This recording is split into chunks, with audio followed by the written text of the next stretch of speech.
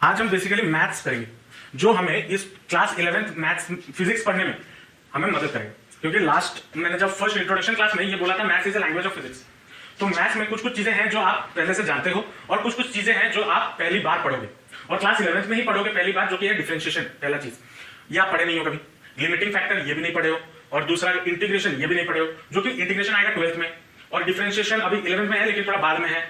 तो फिजिक्स को समझने के लिए हमें मैथ्स का इन सब चीजों का अंदाजा या नॉलेज होना जरूरी है। ठीक है, तो मैथ्स में हम फिजिक्स में जो जो अभी एसेंशियल होगा मैथ्स, जो जो मैथ्स का एसेंशियल होगा वो आज की क्लास में हम पढ़ेंगे। बेसिकली जो चीजें हैं जो आप जानते नहीं हो, जो कि है एक तो है डिफरेंशियल कैलकुलस और दूसरा है इंटीग्रल कैलकुलस। ये दोनों के बारे में आप जानते नहीं हो, पहली बार पढ़ोगे, तो उसका एक क्लास में आज की क्लास में हम उसको पूरे डिटेल में समझ लेते हैं। और बाकी तो आप हायर क्लासेस में जब 12th में जाओगे या 11th में ही उसको और डिटेल में मैथ्स में पढ़ोगे, लेकिन फिजिक्स में जितना जरूरत है आज की क्लास में सीख लेते हैं।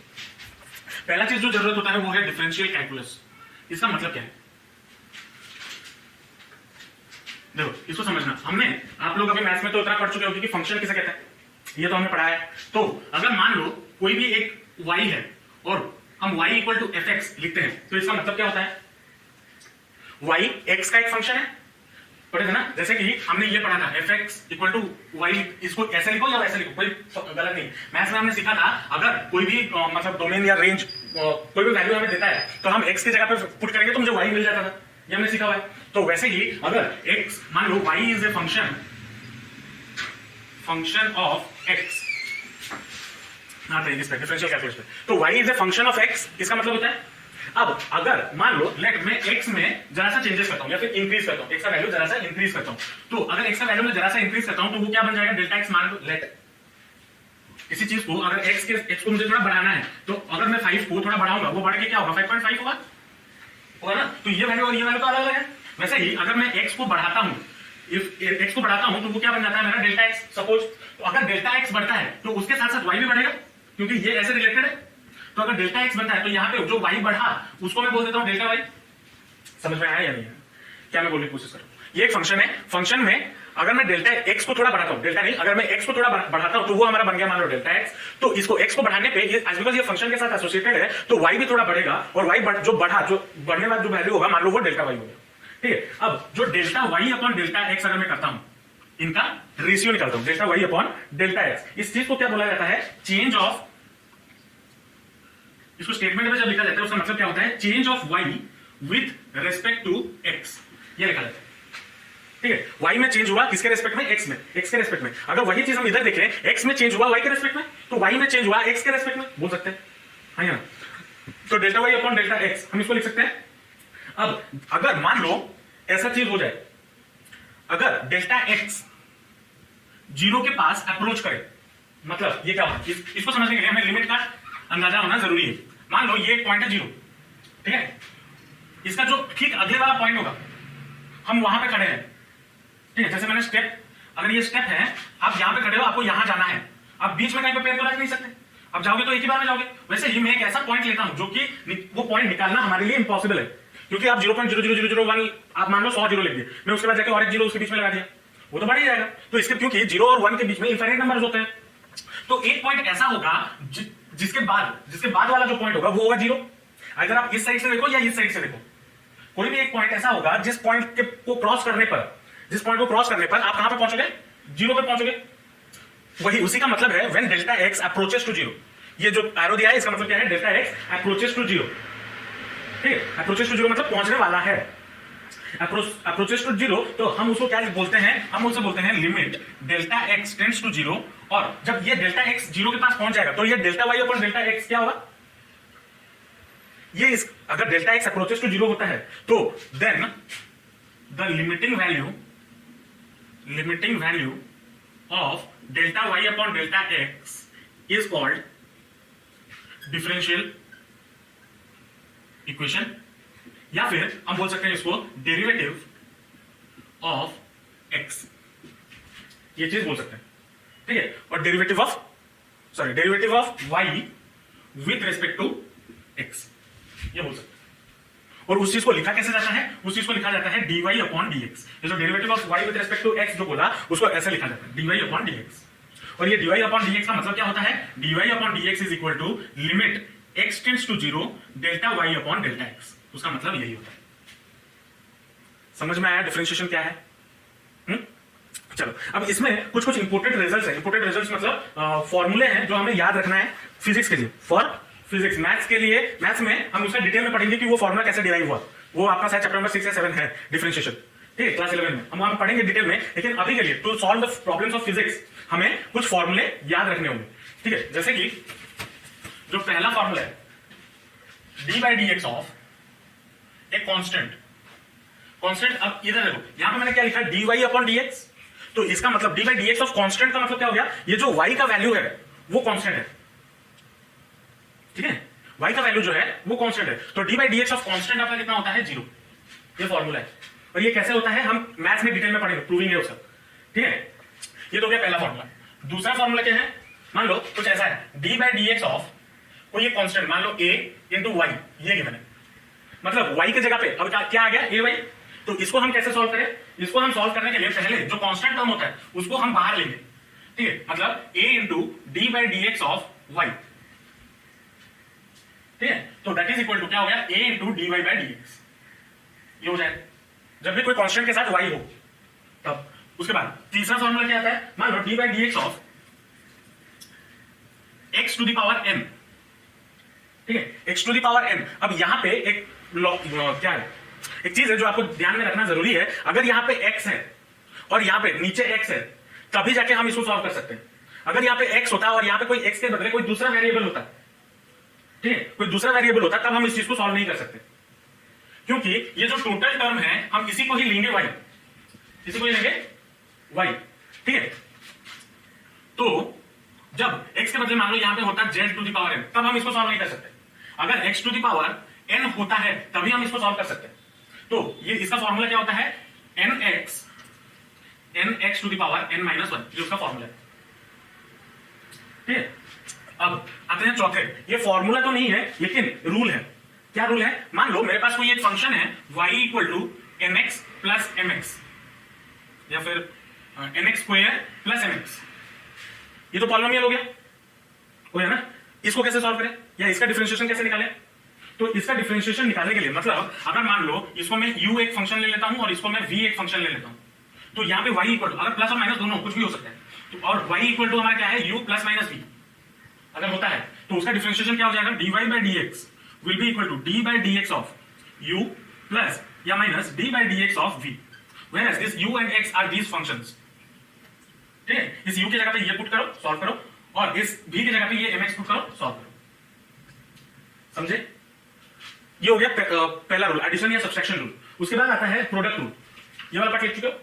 पांचवा आता है प्रोडक्ट रूल। प्रोडक्ट रूल में क्या है, मान लो मेरे पास y इक्वल टू c नहीं u इंटू v है, ठीक है। यहां पे क्या था, u और v ऐड और सब्ट्रैक्ट में था, वैसे ही अगर u एंड v मल्टीप्लाई में हो तो उसको हम कैसे करें, तो उसके लिए फॉर्मूला क्या होता है, dy/dx will be equal to d/dx of, देखो इसको क्या करना है, इसको याद रखने में या रटना कोई सोल्यूशन नहीं है, कितना रटोगे। तो इसको क्या करना, पहले यहां पे u लिख लो और v लिख लो, u लिख लो और v लिख लो और बीच में प्लस दे दो, लिख लिए। पहले u के साथ d/dx लगा दो,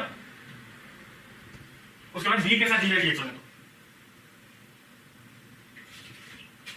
क्या किया गया, पहले v को रखा इस u का डिफरेंशिएशन, और ऐसा नहीं है कि पहले u का डिफरेंशिएशन ही करो, तो यहां पे आप v के साथ d/dx लगा सकते हो, u को रख सकते हो, कर सकते हो। वैसे कोई ऐसा रूल नहीं है कि पहले u को करना है उसके बाद v को करना है, ऐसा कुछ रूल नहीं है, ठीक है।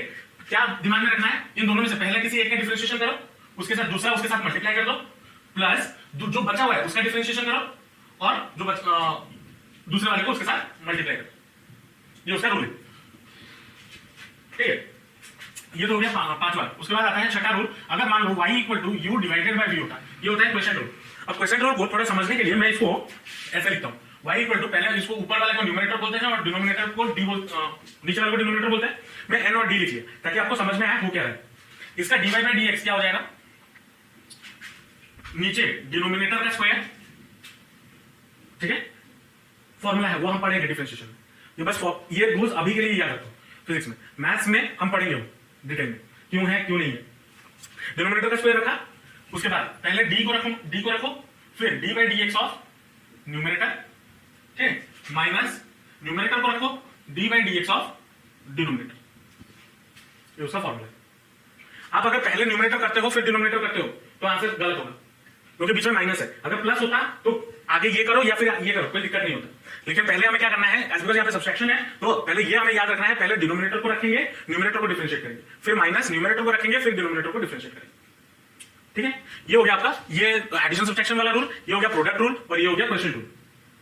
ठीक है, अब इसी के रिगार्डिंग और एक रूल है चेन रूल, मैथमेटिकल टूल्स जो हमें चाहिए फिजिक्स को समझने के लिए, क्योंकि इसके बाद जो भी आपका डिफरेंशिएशन आएगा, मतलब जो भी आप चीजें सॉल्व करोगे या डिराइव करोगे, जैसे मान लो y क्या फॉर्मूला था, b equal to u plus a t, इसका डेरिवेशन आप बचपन में कैसे करते थे, ग्राफ से करते थे ना, by using graph, by using normal differentiation derivation, जो आपके सिलेबस में था भी नहीं, आपके डेरिवेशन तो था नहीं आईएससी वालों का, और 9th में नहीं था, आप लोगों का भी आप डेरिवेशन किए होंगे क्लास 9 में, लेकिन बाय यूजिंग ग्राफ।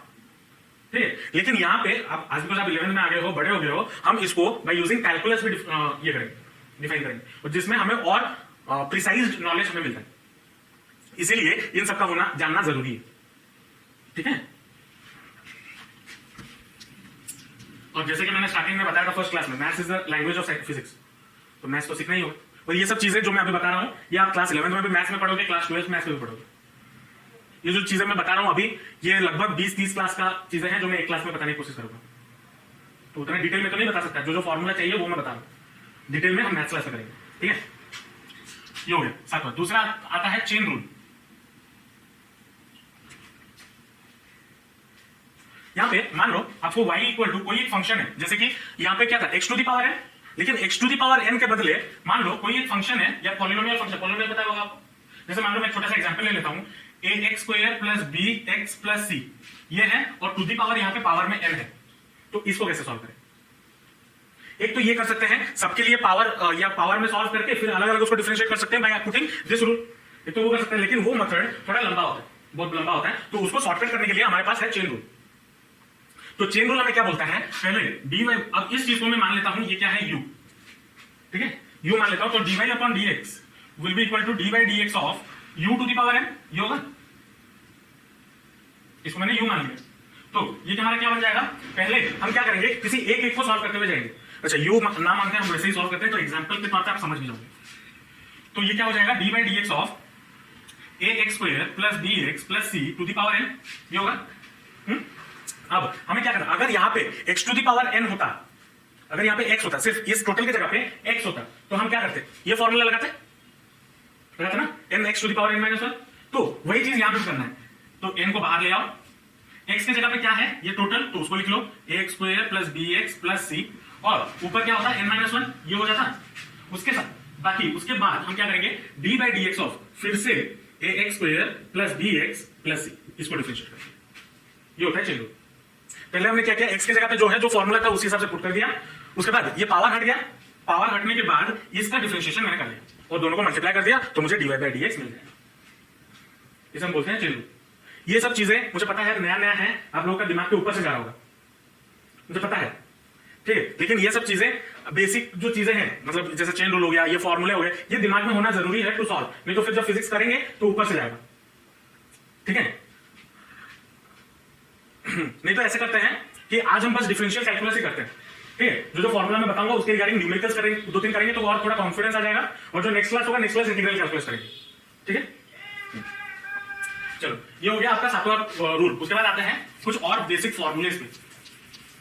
हाँ, उसमें इंटू नहीं किया था, यहाँ पे जो आप बोल रहे हो d by d x of x to the power n, जो था n x to the power n minus 1 था, इधर मैंने इंटू नहीं किया था, यहाँ पे इंटू क्यों किया, क्योंकि ये चेन रूल है, यहाँ पे अगर सिर्फ एक्स होता तो मुझे मैं इंटू नहीं करता, ठीक है, लेकिन एज बिकॉज एक्स के बदले और कुछ है, दूसरा और कुछ है, इसलिए मुझे इसका भी डिफरेंशिएशन करके उसके साथ मल्टीप्लाई करना होगा, और ये क्यों हो रहा है आप मैथ्स में डिटेल में सीखो। ठीक है, अब इसमें और कुछ भी फॉर्मूला है हमारे पास, जैसे कि D by d x of log x, ठीक है, और यहां पे हम जब लॉग एक्स की बात कर रहे हैं, यहां पे जो बेस है वो हमारा नेचुरल बेस है, नेचुरल बेस की, आपका लॉगरिथम तो था नहीं तो आपको पता नहीं होगा। ठीक है, लॉगरिथमिक जैसे हमारा साइन टैन ट्रिगोनोमेट्री जैसे एक फंक्शन होते हैं ना, वैसे लॉगरिथम भी एक फंक्शन है। ठीक है, लॉगरिथम भी एक फंक्शन है जो हमें मदद करता है पावर निकालने में। अगर लॉगरिथमिक सीखे नहीं हो, 11th क्लास में भी लॉगरिथम है, वहां पे मैथ्स में डिटेल में पढ़ेंगे। अब यहाँ पे ये सब चीजें जरूरी है, तो मैं स्टार्टिंग में ही ये सब पढ़ा रहा हूं आप लोगों को, ठीक, फिजिक्स में जरूरत है क्योंकि जो मैं नेक्स्ट क्लास में जो करने वाला था उसको आप वहां पे एक्सेल आपको वेलोसिटी और इसके बारे में बताया था, वेलोसिटी में और इंस्टेंटेनियस वेलोसिटी जब बताया था तब आपको वहां पे दिक्कत हो रहा था, जब लिमिटिंग वाला बताया था मैं बता दिया था, आप सुन लिए थे, आप लिख लिए थे। लेकिन वो जो चीजें होती हैं वो क्या होती है मैथमेटिकली, वो कितना ट्रू है वो हमें इससे पता चलता है। तो d by d x of log base e to the power x, और बेस ई हमारा क्या होता है, नेचुरल लॉग होता है। इसका फॉर्मूला क्या है, 1 बाई एक्स। ठीक है, और अगर हमारे पास d by d x of log e के बदले कोई दूसरा वैल्यू होता ना, ई हमारा नेचुरल वैल्यू है, a to the power x log base a x equal to, इसका डिफरेंशिएशन क्या हो जाएगा, इसका डिफरेंशिएशन हो जाएगा 1 by x log base x, और ये ए बेस एक्स है बेस ई। ओके, हालांकि इसका डिफरेंशिएशन, ये जो डिफरेंशिएशन है आप 11th 12th में ये नहीं सीखोगे, इसके रिगार्डिंग कुछ है नहीं आपको, बस आप जो भी हम लॉगरिथम में डील करेंगे इन 11th और 12th वो होगा नेचुरल लॉग के बेसिस पे। ठीक है, नेचुरल लॉग मतलब बेस ई जिसमें होता है उसके बेसिस पे, ये उतना ज्यादा जरूरत नहीं पड़ेगा, उतना ज्यादा बिल्कुल जरूरत नहीं पड़ेगा। ठीक है, उसके बाद आता है मान लो हमारे पास 10 d by d x of e to the power x होता है। अब ये ई क्या है पता है आपको, ई क्या होता है, नहीं जैसे पाई होता है ना, पाई कांस्टेंट है 22/7, वैसे ई भी एक कांस्टेंट है, उसका वैल्यू मुझे याद नहीं आ रहा लेकिन वो भी एक कांस्टेंट है। ठीक है, तो any constant e to the power x अगर होता है तो उसका वैल्यू कितना है, वही e to the power x ही होता है डिफरेंशिएशन। ठीक है, और अगर यहाँ पे d by d x of e to the power x के बदले a to the power x होता है, a to the power x मतलब ई एक कांस्टेंट है, वैसे ए भी एक कांस्टेंट है, लेकिन ई का एक फ्रैक्शन में वैल्यू होता है, ए के बदले ए में अगर मैं 1 2 3 4 कुछ भी वैल्यू डालूं, कुछ भी कांस्टेंट डालूं, constant to the power x, तो उसका वैल्यू कितना होता है, उसका वैल्यू होता है a to the power x log base e into e. ठीक है, ये इसका फॉर्मूला है, वो नेचुरल लॉगरिथम है ऊपर वाला नेचुरल लॉग। ठीक है, उसके बाद ट्रिगोनोमेट्री आता है, d by d x of sin x, ये आपका होता है cos x. 13 d by d x of cos x, ये होता है आपका माइनस साइन एक्स।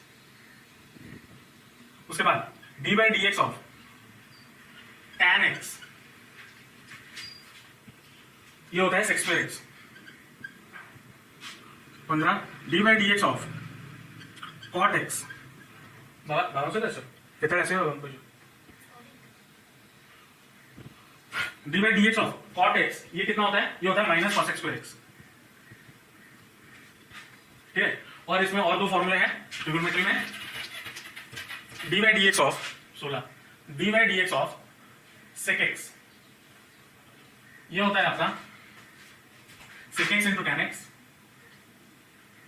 और 17 में d by d x of cosec x, ये आपका होता है minus cosec x cot x. ठीक है, इतने फॉर्मूले होते हैं। अब इसका हम कुछ क्वेश्चंस करते हैं, मैथमेटिकल क्वेश्चंस करते हैं, जिससे एक फ्लुएंसी आ जाएगा कि ये फॉर्मूला कैसे यूज करना है और कहां यूज करना है। ठीक है, एग्जांपल लेते हैं, मान लो y equal to x to the power 5 plus x to the power 3 plus 6, ये आपको गिवन और बोला है फाइंड dy बाई dx। तो कैसे होगा, देख लो, dy by dx will be equal to क्या, d by dx of y की जगह पे जो है, तो y की जगह पे हम क्या लिख सकते हैं, x to the power 5 plus x to the power 3 plus 6, ये लिखेंगे। अब यहाँ पे हमने बीच में क्या लगाया था, जब एडिशन होता था या सब्ट्रैक्शन होता था तब हम क्या करते थे, सबके लिए अलग अलग डिफरेंशिएट करते थे। तो इसका मतलब क्या हो जाएगा, d by dx of x to the power 5 plus d by dx of x to the power 3 plus d by dx of 6, ये तो करते थे एडिशन में, करते थे ना। तो अब ये क्या हो जाएगा, इसका फॉर्मूला क्या बोला था, d by dx of x to the power n, इसका फॉर्मूला क्या था, n x to the power n माइनस 1, ये फॉर्मूला था, वही फॉर्मूला यहां पे लगाएंगे तो क्या बन जाएगा, 5 x to the power 4 5 minus 1 जो प्लस यहां पे वही फॉर्मूला लगेगा फिर से, तो ये क्या बन जाएगा 3 x टू द पावर 2, और d by dx of constant क्या होता है, तो वहां पे कुछ नहीं लिखेंगे, ये आपका रिक्वायर्ड आंसर है।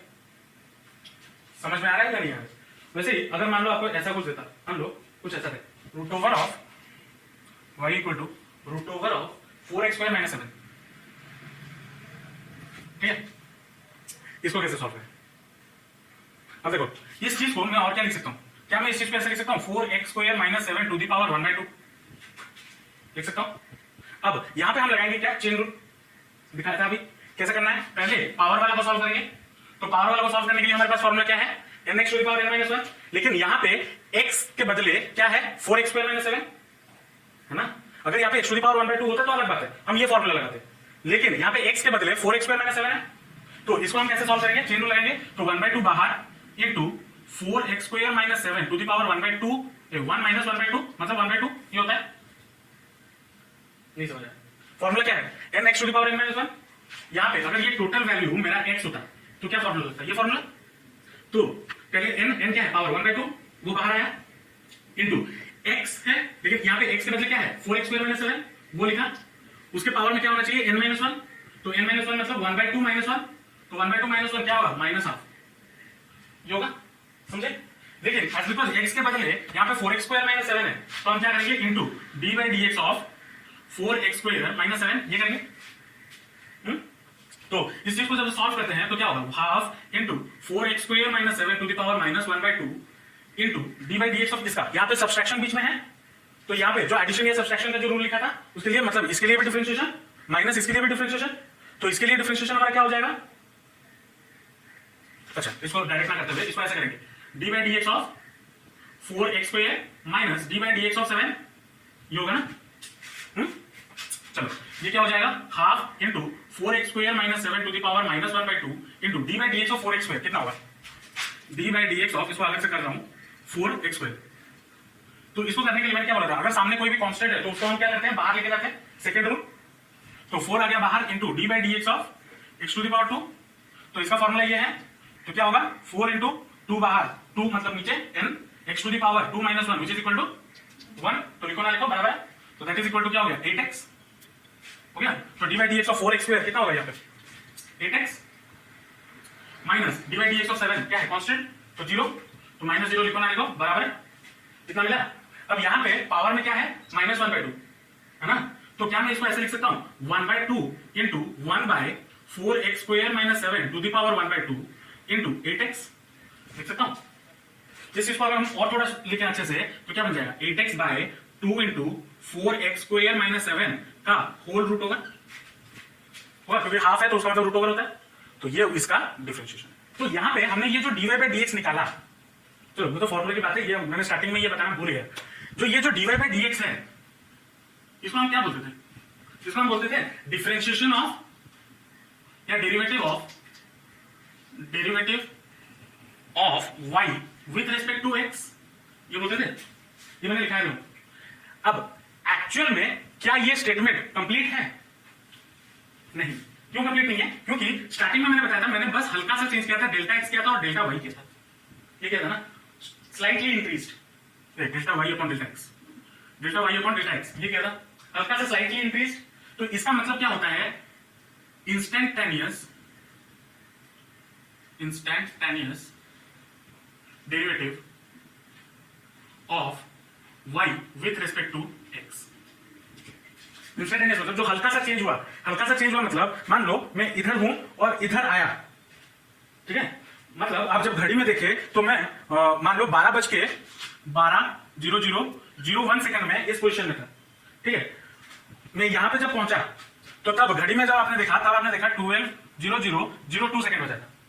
तो इनके बीच में जो मैंने वर्क डन किया वो 1 सेकंड के लिए वर्क डन किया, और वो मैंने कैसे बोला 1 सेकंड, अगर यहाँ पे 3 होता है तो 2 सेकंड में किया, क्या ना, तो ये जो इनका डिफरेंस होगा मतलब 1 सेकंड 1 सेकंड में मैंने कितना काम किया या उसी सेकंड में मैंने कितना काम किया, जो मूव किया कितना काम किया वो पता चल रहा है। तो उसी चीज को हम इंस्टेंटेनियस मतलब उसी सेकंड में, तो उसी सेकंड में हमने जो काम किया वो हम निकाल सकते हैं बाय यूजिंग कैलकुलस या डिफरेंशिएशन, समझ रहे हो। और dy बाय dx का मतलब और एक दूसरा भी होता है क्या, अगर मैं आपको एक एग्जांपल दिखाऊं, मान लो ये आपके पास क्या है बलून, ठीक है, अभी मान लो ये स्फेरिकल शेप में है, हालांकि कोई भी बलून स्फेरिकल शेप में नहीं होता, ठीक है, लेकिन मान लो ये स्फेरिकल शेप में है। जब मैंने मान लो आप घड़ी देखें, मैंने एक बार ब्लो किया, उतना अमाउंट ऑफ एयर इसके अंदर गया, जब उसका इनिशियल पोजीशन छोटा था और मैंने जब हवा भरा तो इसके वॉल्यूम में चेंज हुआ, मैं फिर से दूसरी बार और एक बार जितना पहली बार में जितना हवा भरा था दूसरी बार भी उतना ही हवा भरूंगा, ठीक है, उतना ही हवा भरा, लेकिन क्या इस पहले जो ये एक था बढ़ के इतना बड़ा हो गया, लेकिन जब दूसरी बार मैं सेम अमाउंट ऑफ एयर इसमें भरा तो क्या उसका वॉल्यूम उतना ज्यादा इंक्रीज होते हुए आपको दिखा नहीं, कैसे दिखा, बड़ा हुआ, लेकिन पहले इतना सा था, पहले इतना सा था, पहले ब्लो में वो इतना गया। अब जब दूसरे बार मैंने ब्लो किया सेम अमाउंट ऑफ एयर, तो वो इतना वॉल्यूम में चेंज हुआ, और मैं और उसमें हवा भरूंगा, वो आपको देखना कम हो जाएगा, पतला हो जाएगा। मतलब ऐसा तो नहीं कि वो बलून एक्सपैंड नहीं कर रहा, एक्सपैंड कर रहा है, लेकिन जिस रेट से वो एक्सपैंड कर रहा है वो कम हो गया ना। तो उसी चीज को हम मैथमेटिकली इससे भी निकाल सकते हैं। तो dy/dx जो होता है उसको हम बोल सकते हैं रेट ऑफ चेंज ऑफ या रेट ऑफ चेंज ऑफ कोई भी particle with respect to another particle. जैसे मैंने अभी बोला rate of change of volume with respect to amount of air filled in it, हो सकता है। तो वही चीज हम by using this calculus method हम कर सकते हैं, ठीक है। ये हो गया, और इसके भी बहुत सारे एग्जांपल्स हैं। जैसे कि आपके घर में बाल्टी होता है, और जो बाल्टी है वो जनरली सिलिंड्रिकल शेप नहीं होता है। बाल्टी हमारा कुछ ऐसा होता है, दोनों साइड से पैन, मतलब तिरछा, नीचे थोड़ा जो बेस है वो कम चौड़ा होता है, लेकिन ऊपर आता है तो वो थोड़ा ज्यादा चौड़ा हो जाता है। हाँ फ्रस्टम का होता है ना बाल्टी। अब इसके ऊपर आप एक टैप लगा हुआ है, टैप खोल दिया, जब यहां से पानी भरेगा, यहां से हमें तेजी से बढ़ते हुए, लेकिन जैसे जैसे धीरे धीरे पानी का लेवल ऊपर आ जाएगा तो आपको लगेगा कि बहुत कम धीरे धीरे ये पानी भर रहा है। अब घर में जाके करके देखना, आपको लगेगा वैसा क्यों होता है, क्योंकि उसका जो वॉल्यूम है जैसे जैसे ऊपर आता है तो उसका वॉल्यूम बढ़ता हुआ जाता है। अमाउंट तो पानी तो उतना ही आ रहा है, लेकिन जब यहां पे आपने पहले स्टार्ट किया तब आपने टाइम देखा कि 0 सेकंड पे पानी कुछ नहीं है बाल्टी में, लेकिन जब 5 सेकंड बाद देखा तब मान लो इतना तक पानी भर गया। उसके बाद फिर से 5 सेकंड बाद देखा तो देखोगे कि पानी इतना तक भरा होगा। मतलब एग्जाम्पल दे रहा हूं, इतना तक भरा होगा। अगर इतना बड़ा है तो यहाँ पे भी उतना बढ़ना चाहिए, लेकिन कम क्यों बढ़ रहा है, क्योंकि वॉल्यूम ज्यादा हो जा रहा है इसलिए। तो ये जो रेट है, किस रेट से ये पानी बढ़ रहा है, बढ़ रहा होगा ना, एक स्पीड से बढ़ रहा होगा, क्योंकि टाइम से हम कंपेयर कर रहे हैं तो एक स्पीड से बढ़ रहा होगा। तो जिस रेट से ये पानी भर रहा है उसको हम ऐसे बाय यूजिंग डिफरेंशिएशन कैलकुलेट कर सकते हैं। इसलिए उसको बोला जाता है रेट ऑफ चेंज ऑफ कोई भी मेटेरियल। उसको कैलकुलेट करने के लिए हमें डिफरेंशिएशन का होना जरूरी है। और इसलिए मैं ये सब आपको बता रहा हूं, क्योंकि जो इस चैप्टर में, जो मोशन चैप्टर में हम जब लिखेंगे, मान लो मैं इस पोजीशन से इस पोजीशन पे जा रहा हूं, वो आपके लिए होगा कि मैं इस पोजीशन से इस पोजीशन पे आया, लेकिन अगर कोई मेरे साथ चल रहा होगा तो उसके लिए तो मैं चेंज करूंगा नहीं, कर नहीं रहा हूं। तो पोजीशन मैटर करता है, जो कि हमने प्रीवियस क्लास में पढ़ा था। पोजीशन मैटर करता है, उसके रेस्पेक्ट में जब टाइम, मतलब टाइम के रेस्पेक्ट में जब पोजीशन चेंज होता है वो भी मैटर करता है, जो कि वेलोसिटी और स्पीड। तो उस चीज को और डिटेल में समझने के लिए हमें ये चीजों का, मैथ्स में ये चीजों का होना जानना जरूरी है। मुझे लग रहा होगा कि ऐसा क्यों मुझे फीलिंग आ रहा है, तुम लोगों को लग रहा होगा साइंस की गलती कर दी है। आ रहा है क्या? नहीं, बहुत ही आसान चीजें हैं। बस एक चीज चाहिए कि घर जाके जो मैं बता रहा हूं, जो मैं बोल रहा हूं, उसको कॉपी से पढ़ लेना। और अगर मेरा यूट्यूब चैनल भी है, क्लास में जो भी पढ़ाया हो जाता है वो रिकॉर्ड होता है और वो यूट्यूब पे जाता है।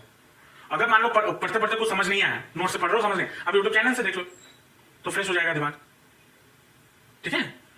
तो ये आपका कैलकुलस, डिफरेंशियल कैलकुलस के बारे में आज बात की। नेक्स्ट क्लास हम इंटीग्रल कैलकुलस के बारे में बात करेंगे। इंटीग्रेशन जो होता है, इंटीग्रेशन जो मैं अभी छोटा सा एग्जांपल नहीं तो हिंट है वो दे रहा हूं। इंटीग्रेशन जो है वो इसका उल्टा है।